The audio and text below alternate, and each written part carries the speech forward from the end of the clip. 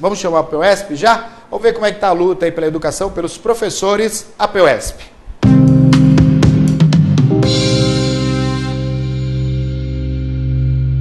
Bem, o processo de terceirização que nós estamos assistindo na educação não está instaurado agora com a questão da aprovação. O que aconteceu no Supremo, na verdade, vai intensificar um processo que começou lá nos anos 90 com o processo de municipalização.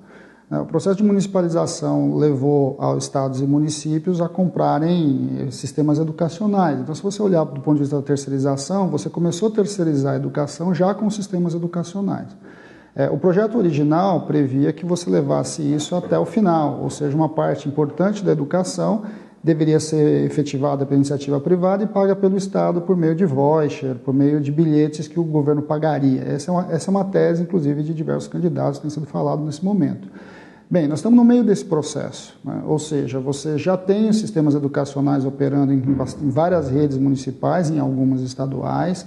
Você tem agora um processo já de precarização, por exemplo, no estado de São Paulo, o trabalhador, o professor categoria O e o professor em especial, o professor substituto, né?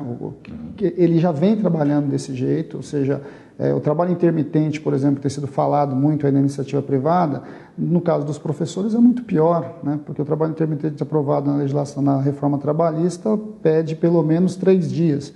O professor hoje é chamado para substituir um outro professor em horas. Então, você já tem um processo de precarização na educação já há algum tempo, no estado de São Paulo isso é mais forte, e o processo de terceirização tende a ampliar essa questão. Nós não sabemos ainda, de fato, como é que isso vai entrar, né? Se a gente olhar para a educação infantil, principalmente nas creches, a terceirização já acontece. Boa parte das creches e principalmente o crescimento das vagas em creche vem acontecendo com creches privadas associadas e pagas pelo governo. É possível que a gente comece a enxergar coisas desse tipo para além do professor. Mas também é possível a entrada de processos mesmo, de empresas que comecem a prover professores para municípios e para alguns estados menores, etc. Então, acho que nós estamos num momento de terceirização e de debate sobre a terceirização da educação que precisa ser feito. A questão colocada para nós há muito tempo, é a denúncia da terceirização dos sistemas educacionais. O que a gente vai assistir é que os professores, os trabalhadores serão os grandes prejudicados, né? Todas as pesquisas mostram que quando se tem o processo de terceirização, cai a renda do trabalhador, normalmente também aumenta a precarização e as condições de trabalho pioram. Isso é comum em quase todas as áreas onde houve processos intensos de terceirização. Agora, no caso da educação, a gente avança para muito além da questão do trabalhador. Ele atinge o conjunto todo da sociedade. Uma vez que nós estamos falando de uma área que organiza, que ajuda a constituir o tecido social brasileiro, né? De qualquer nação. Então, adentrar a educação dessa forma, sem um bom debate sobre isso, é um grande risco do ponto de vista do que nós esperamos do futuro do país.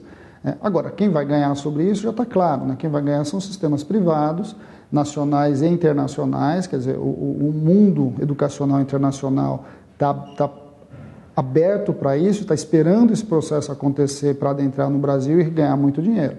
O que nós temos dito aqui é que no atual estágio do capitalismo, o que nós temos é que os direitos sociais, que historicamente foram constituídos enquanto direitos, se tornaram mercadorias.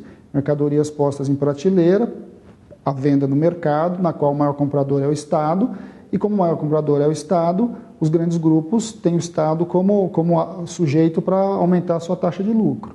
Isso não está sendo visto só aqui no Brasil, esse é um fenômeno mundial, na qual o Brasil está dentro dele, imerso nessa conjuntura confusa que nós estamos vivendo agora.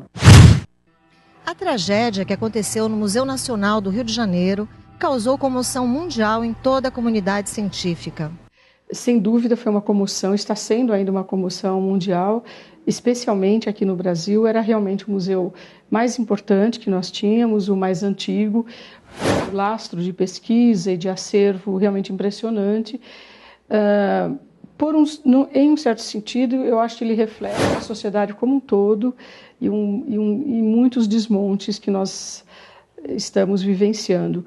Agora, eu acho muito importante registrar que os diversos diretores nos últimos anos, os diversos profissionais lutaram arduamente para a recomposição e para reformas no museu. Temos ex-alunos que são professores lá e vice-versa, e nós acompanhamos, não é, tudo isso.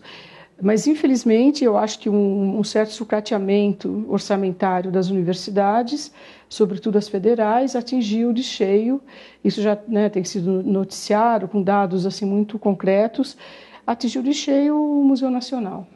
Na semana passada, outra notícia trouxe mais preocupação para a comunidade científica e o setor de museus. Nós temos, né, paulatinamente, participado, acompanhado a implantação de uma política nacional de museus. Isso não só os museus que são federais, mas todos. Esse processo gerou a criação do Instituto Brasileiro de Museus, que vem atuando de uma forma plena, com muitas áreas mesmo de funcionamento, de discussão e de implementação de políticas em todas as áreas, segurança, educação, exposição, gestão museológica. Ele tem incentivado justamente a criação de redes de museus dos mais variados temas e, para nossa enorme surpresa, alguns dias depois do incêndio foi anunciado o fechamento, enfim, do IBRAM e o surgimento, a criação da ABRAM, que seria uma agência. Eu estou falando porque eu sou membro do Conselho Nacional, né, que é o Conselho Nacional de Patrimônio, que pertence a esse órgão. E nós sequer fomos informados. Isso foi uma medida provisória, que nós fomos surpreendidos numa segunda-feira de manhã, agora na semana passada, e nós fizemos já todo tipo de análise técnica quando essa medida foi divulgada pelo Diário Oficial, que é totalmente inoportuna, não é? E ela funcionaria como uma agência, né, como as outras agências reguladoras, com uma verba que viria um percentual que viria do SEBRAE. No mesmo dia, o SEBRAE já se manifestou publicamente que é contra. Então, assim, nós não conseguimos entender. Então, obviamente, nesses últimos dias, as manifestações dos profissionais, dos cursos de formação, de vários órgãos, têm sido manifestações muito intensas, não é? Então, é um momento que a área museológica é um momento de grande comoção, porque até agora nós estamos para entender, não é? Fizemos já todo tipo de manifestação, como é uma medida provisória, ela depende, né, de aprovação, que nós consideramos incrível, porque o governo, nós estamos com eleições aí há poucas semanas, nem dá tempo.